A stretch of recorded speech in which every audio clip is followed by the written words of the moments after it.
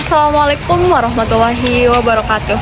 Izin perkenalan, nama saya Danira Aryani Ningtyas dengan nomor NIM 6070623000037. Saya dari kelas D3IF 4701. Saya dari Fakultas Ilmu Terapan, Prodi Rekayasa Perangkat Lunak Aplikasi.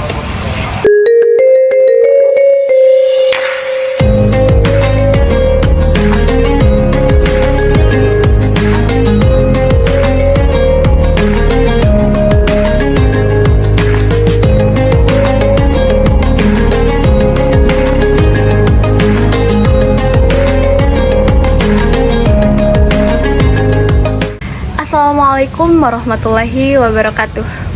Alhamdulillahirrabbilalamin, ala umuri dunia waddin, ala asrofil anbiya'i wal mursalin, wa ala alihi wa sahbihi ajma'in, amma ba'du. Alhamdulillah yang saya hormati Bapak Ibu dosen dan rekan-rekan yang saya cintai, beserta audiens yang saya cintai dan saya banggakan. Pertama-tama saya panjatkan puji dan syukur kehadirat Allah Subhanahu wa Ta'ala yang mana telah mengizinkan saya untuk menyajikan tugas mata kuliah pendidikan agama Islam ini. Sholawat serta salam semoga senantiasa tercurah limpahkan kepada Nabi besar kita, yakni Nabi Muhammad SAW, kepada para keluarganya, para sahabatnya, dan kepada kita selaku umatnya. Di kesempatan kali ini saya akan memaparkan sebuah materi bertemakan medsos dan dakwah Islam. Sebagaimana kita ketahui bahwa di era globalisasi ini, semua informasi, kabar, berita bisa kita dapatkan dengan sangat mudah.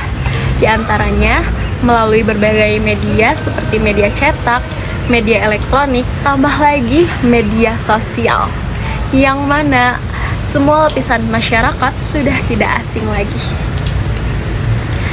dengan media sosial seperti Twitter, Instagram, YouTube, sampai dengan TikTok. Dari semua media sosial tersebut kita bisa dapatkan banyak informasi, pengetahuan, berita baik di dalam negeri bahkan sampai di luar negeri, baik berita politik, entertainment, dan yang lainnya. Dengan satu gadget saja, misalnya handphone, kita sudah bisa menjangkaunya dengan mudah. Sebagai seorang muslim, kita harus bisa mengambil kebaikan dari apapun di sekitar kita. Nah, misalnya saja HP itu bisa diibaratkan sebuah pisau, di mana pisau menjadi atau mempunyai dua mata. Bisa saja pisau tersebut sangat berguna jika kita menggunakannya untuk memasak seperti memotong sayuran atau memotong daging. Tapi bisa saja pisau tersebut malah membahayakan kalau dipakai untuk menyakiti orang lain. Benar bukan? Begitupun dengan handphone, bisa berdampak baik atau bisa berdampak buruk. Tergantung kita menggunakannya saja itu bagaimana. Berdampak baik kalau handphone tersebut kita pakai untuk sesuatu yang bermanfaat. Handphone tersebut bisa menjadi sarana kita untuk bermedia sosial seperti belajar, menyebarkan ilmu, khususnya ilmu agama. Apakah boleh kita berdakwah melalui medsos? Ya tentu saja jawabannya boleh. Seperti firman Allah dalam Al-Quran surat Ali Imran ayat ke-104 yang berbunyi, A'udzubillahi minasyaitonirrajim, Bismillahirrahmanirrahim. Wal takum minkum ummatun yad'u ilal khairi wa ya'muruna bil ma'rufi wa yanhauna 'anil munkar wa ulaika humul muflihun. Yang artinya, hendaklah ada di antara kamu segolongan orang yang menyuruh kepada kebajikan, menyuruh berbuat yang makruh, dan mencegah dari yang mungkar. Mereka itulah orang-orang yang beruntung.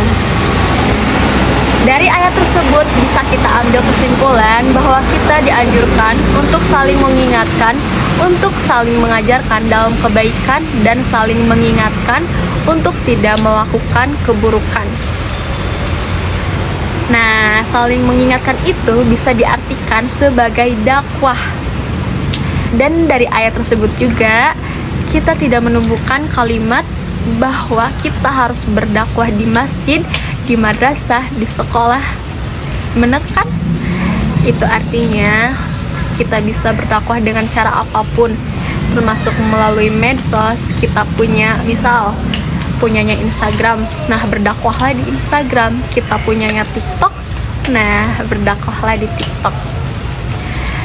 Misalnya posting ayat-ayat Al-Quran, posting hadis-hadis Nabi, posting kata-kata bijak, atau posting hal-hal positif lainnya.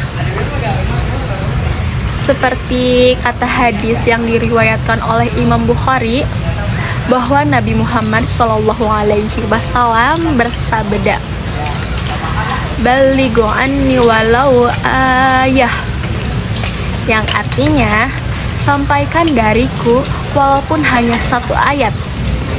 Lagi-lagi dalam hadis tersebut tidak diperintahkan kita untuk berdakwah di masjid atau di madrasah, yang artinya boleh sekali kita berdakwah melalui media sosial yang kita miliki. Nah, itulah salah satu sisi baik dari handphone.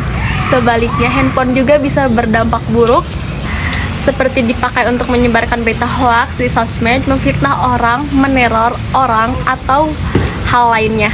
Jadi intinya, di zaman globalisasi ini kita senantiasa berbuat kebaikan, tidak tergerus zaman yang semakin memprihatinkan, senantiasa saling mengingatkan, saling support, baik secara langsung maupun melalui media sosial yang kita miliki. Nah, demikian beberapa hal yang saya dapat sampaikan. Semoga apa yang disampaikan tadi dapat memberi manfaat dan kebaikan bagi kita semua.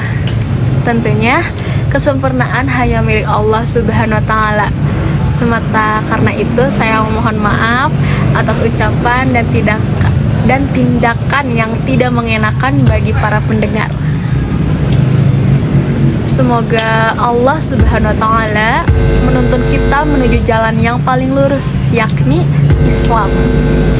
Akhiru kalam, subhanaka Allahumma wa bihamdika, asyhadu an la ilaha illa anta, astaghfiruka wa atubu ilaik.